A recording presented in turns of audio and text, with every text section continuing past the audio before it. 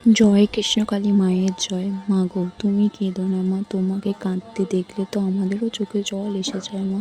আমরা আবার যেতে পারবো না এখানে কৃষ্ণকালী মায়ের নিজস্ব গোবিন্দের জায়গা। এটা কৃষ্ণকালী মাকে দান করেছে গোবিন্দের জায়গা। এতটাই বড় জায়গা যে কোনো ভক্তের অসুবিধা হবে না।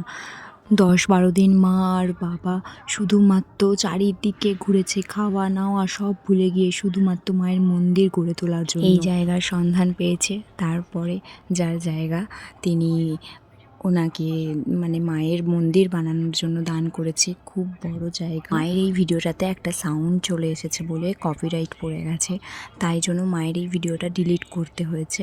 তাই একটুও সাউন্ড দেওয়া যাচ্ছে না।